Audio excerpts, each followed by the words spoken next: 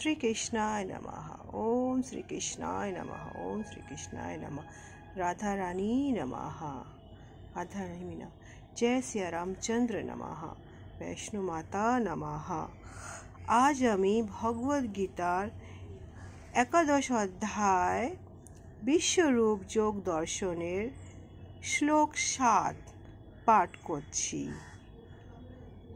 इह एकस्थं जगतः कृत्स्नं पश्योः अद्योः सः चरं मम देहो गुणाकेशः यतः अनन्तरः दृष्टहम् इच्छासि। हरे कृष्ण। कृष्ण हे अर्जुन, তোমার এই বিরাট শরীর, হে অর্জুন, তোমার এই বিরাট শরীরে একত্র অবস্থিত সমস্ত স্তর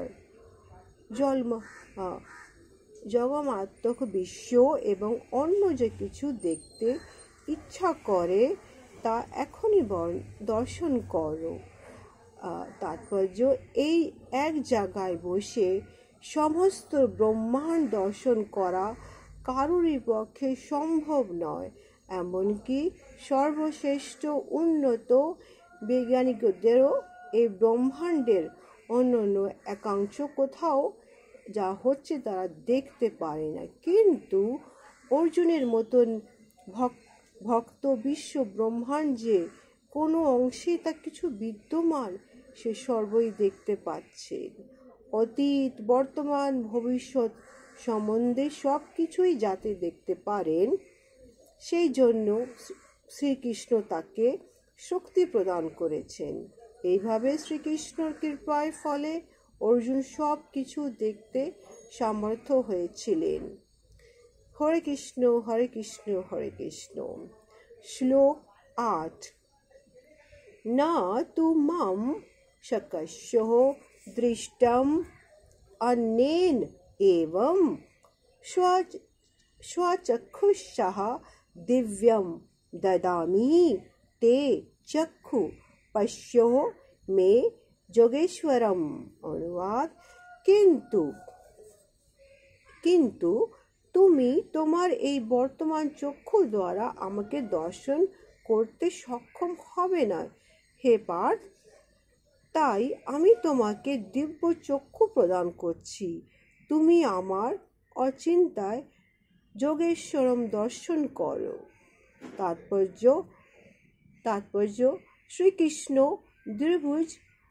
দিবভুজ শ্যাম সুন্দর রূপ ছাড়া আর অন্য কোনো রূপ ভগবানের ভক্ত দর্শন করতে চান না। ভগবানের কৃপায় এইভাবেই সমস্ত বিশ্ব দর্শন করতে হয় এবং ভক্ত তার মনের দ্বারা দর্শন করেন। ভগবান তার ভক্ত তার মনের দ্বারা দর্শন করেন। কারণ দিব্য দৃষ্টির মাধ্যমে ভগবান বিশ্বরূপ দর্শন করার জন্য অর্জুনকে তার মনোবৃত্তি পরিবর্তন কথা বলা হয়। তার দৃষ্টি পরিবর্তনের কথা বলা হয়েছে। অর্জুন যেহেতু যে দেখতে চেয়েছিলেন এই ভগবান, তার এই রূপ দর্শনের জন্য যে দিব্য চক্ষু প্রয়োজন তা তাকে উনি দান করেছিলেন। হরে কৃষ্ণ হরে কৃষ্ণ হরে কৃষ্ণ। ভক্ত কখনই ভগবানের বিশ্বরূপ দর্শন করার আকাঙ্ক্ষা তো করে না, কিন্তু অর্জুন ভগবানের এই বিশ্বরূপ দর্শন করতে চেয়েছিলেন যাতে আগামী দিনে মানুষরা যে বুঝতে পারে যে শ্রীকৃষ্ণ কেবল তত্ত্বের মাধ্যমে তার পরম ভগবদ্গীতা প্রতিপন্ন করেনি। তিনি অর্জুনকে তার সেই রূপ দেখিয়েছিলেন যাতে কারো মনে কোনো সঞ্চয় না থাকে। অর্জুনকে এই সত্য প্রতিপন্ন করতেই হবে। কারণ এখন পরস্পর হচ্ছে কি, যদি পরম পুরুষোত্তম ভগবান শ্রীকৃষ্ণকে জানবার পরে একান্তভাবে আগ্রহী এবং সেই জন্য তারা অর্জুনকে পদাঙ্ক অনুসরণ করেছেন। তাদের জন্য উচিত যে শ্রীকৃষ্ণ কেবল জগতত্ত্বভাবে তার পরমেশ্বর প্রমাণ করেনি। তিনি হচ্ছেন পরমেশ্বর, তা তিনি বাস্তবিকে উনি দেখিয়েছিলেন। এখানে শ্রীকৃষ্ণ নিজের সখা, নিজের বন্ধু, নিজের ভক্ত সেই অর্জুনকে নিজের সেই বিরাট রূপ দেখানোর জন্য করছেন। উনি বলছেন, অর্জুন সমস্ত কিছু এখানে শ্রীকৃষ্ণ সবার উপরে কৃপা করছেন।